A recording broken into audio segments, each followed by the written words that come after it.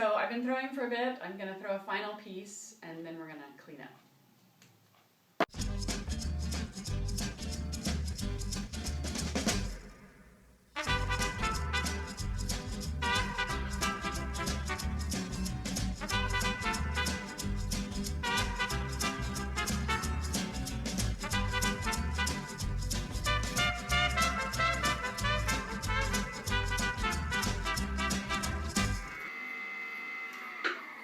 Okay, so this piece is done, and now I have to remove it from the bat, and so I've got to clean up a little bit.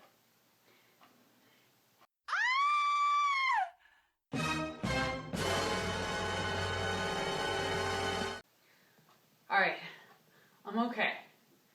We can do this. Really.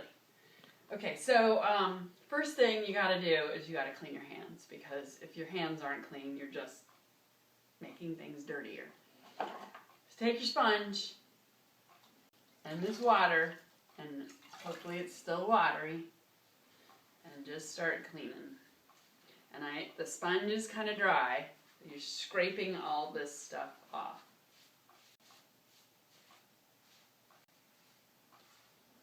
Wipe it dry. Whew, okay, good. Now I want to take this piece off.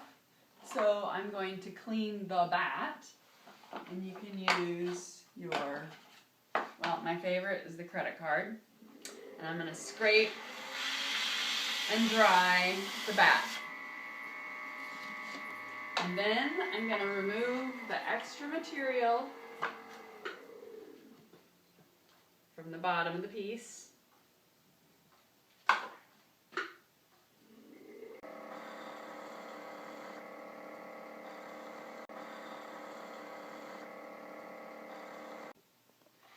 And look, there's stuff on my hands again. Clean them. Okay. Now they're clean. Now with them clean, I'm going to grab a piece of cardboard. There.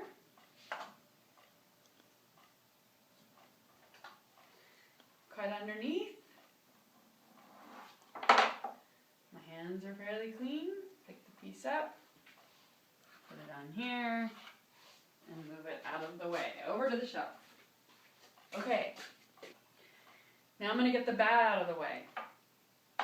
Credit card, finish that off. Get the top of the credit card. Get the sides of the credit card. There's always junk on the side there. Just take the bat off and finish it off with your sponge. It doesn't have to shine. This is the one thing that doesn't have to be totally spick and span, but I don't want anything flaking off on it. Put it in the rack. Then I'm going to take all this stuff. Things that have been sitting there drying because they failed or I just didn't like them. Taking all this and putting it onto the plaster. I sure have a lot of it. Okay, and squish it onto the plaster. You want it to make contact with the plaster. And now that it's there, you have to remember, because it's starting to dry it out. We don't want it over dry. Okay, so I got rid of the stuff onto the plaster, all the solid pieces, and now I'm going to clean my hands again, because I need to take the balls of clay that I didn't use and rebag them, but not with gooey hands. Okay, so I got this ball of clay here, that needs to go in the bag, and I want normal hands for handling the bag. Okay, so that's out of the way. So the next thing I need to do is get my tools out of my way, and I am going to turn the wheel off, because I am going to take this big sink of wet goo and put it dead center on my wheel, and I do not want it flying off. So this is here, and I am going to just take these tools and try to get as much of the goo off them. and into this.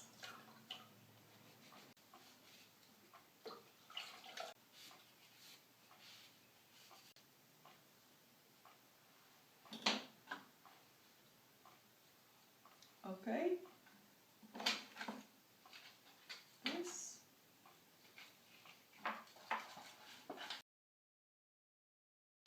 Take these over here, and this is where we start with the sink cleanup, and use the scrub brushes to really get the crevices out. We don't want clay hiding in there.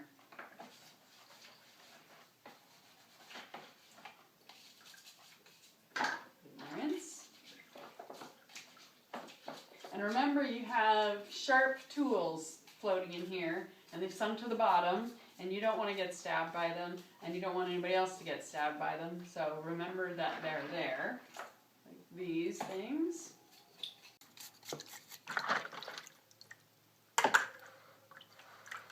Okay, I'm checking around, make sure there's nothing dangerous down there. And these sharp ones all need to go into this little tray in the back.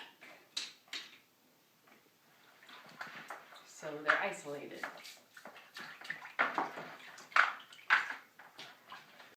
And then final rinse here.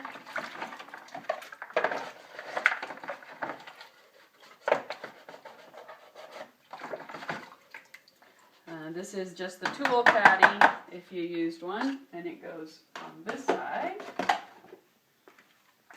And these go in here. And check. Oh, there's something floating in the bottom. It's always the case. Make sure you get those. Okay, back to the wheel. So now what we have at the wheel is this mini sink, and we have this icing globular stuff. This now is all going to go in here. And we're going to collect everything else that we can and put it in here.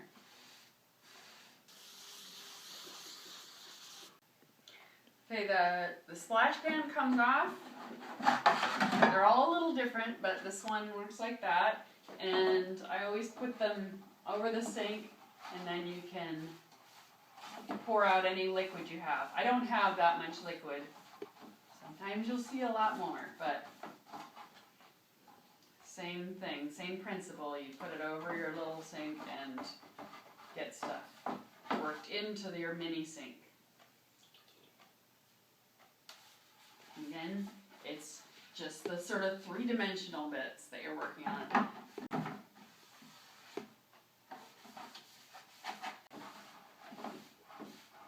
So then what I want to do is work on the bucket itself, because I'm about to dump this stuff, but I want to, while I'm here at my own little personal space, I'm going to start working everything into this bucket, sink, the mini sink. Work on the outside. And knock all the globby stuff down into the water. And one final swipe on my hands. And then this is going to get poured into one of these two buckets. And I've worked everything down into the liquid. And pour it like that, and use your sponge to disengage that, get it down into the big bucket. And then keep drying this sponge out just to get a little more of that stuff.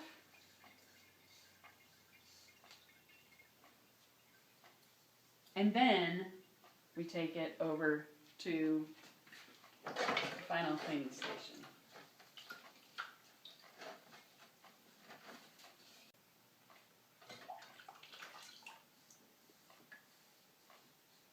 And yes, it's that clean just with using this dirty water and squeezing out the sponge. Okay, and then final rinse here. then it goes here. And then I'm going to get rid of this little sponge, but clean it first. Put it back in there. And so give your hands another scrub. And we're going to grab 2 of these big sponges. They should be damp. Feels pretty good. And then we're going to start the final cleaning here. So make sure I'm getting the wheel head. And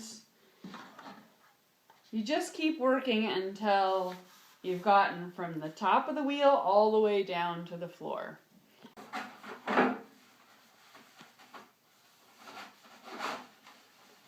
So when they get saturated, your sponges, you take them back to the sink. And even though the water is very murky, you just take them at the very top of that water because it's already sort of separated out, and you'll get some somewhat clean water, clean enough. And of course, it's squeezing the sponges, don't wring them.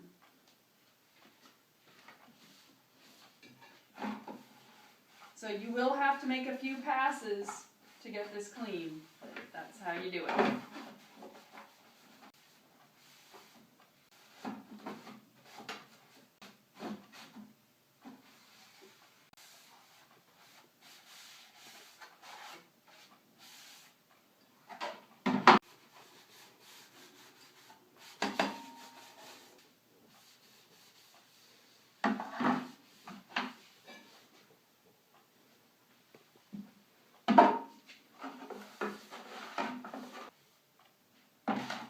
And don't get your sponges too wet because that just really pushes stuff around. If you keep your sponges a little just damp, you'll make a lot more headway. Gonna just finish these off with the sponges, and then I'm going to rinse the sponges and put them back.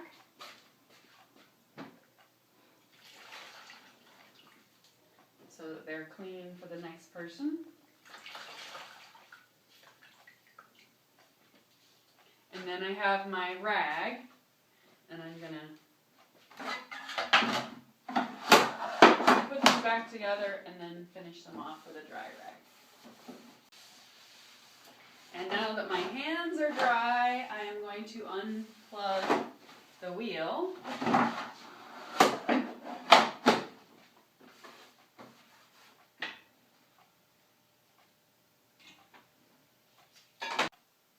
And now we're going to mop.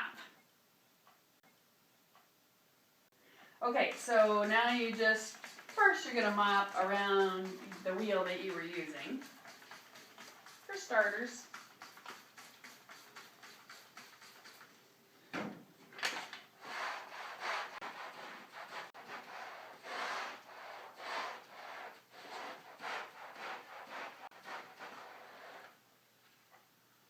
Okay.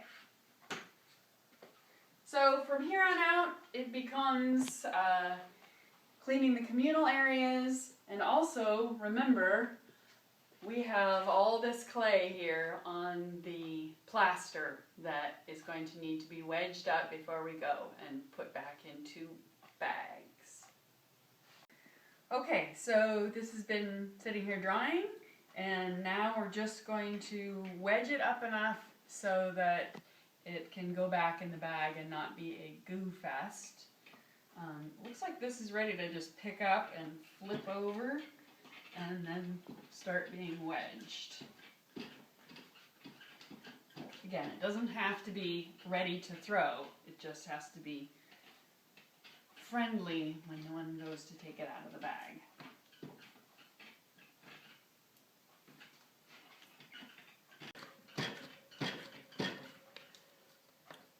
And that's pretty much enough. I'm going to break it into smaller bits so that, again, one can get it out of the bag. Okay, and they get put back into the bag. And if your hands are really gross, you can ask someone to open the bag for you. but I'd already done that when my hands were clean. And then this goes down into the recycle. Okay, and then when all the big chunks are off, you scrape it, the other chunks, and they can go into the fluffy dry scraps.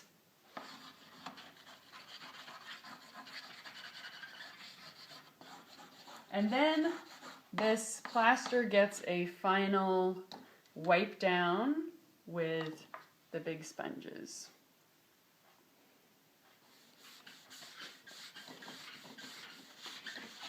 And yes, it stays stained, but you need to get the clay up. And don't spray this with a bottle. I know it's tempting, but we don't want to oversaturate this with water. We want to keep it nice and porous so it'll dry our clay out for us.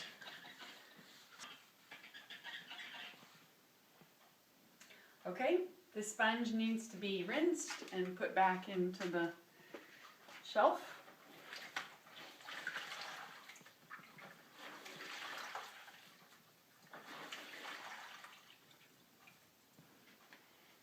And I'm going to clean my hands while I'm here. Okay, so there's still the communal cleaning to be done, but hopefully this video gets you through that messiest part that is your own wheel and clay and tools. Okay, see you in class.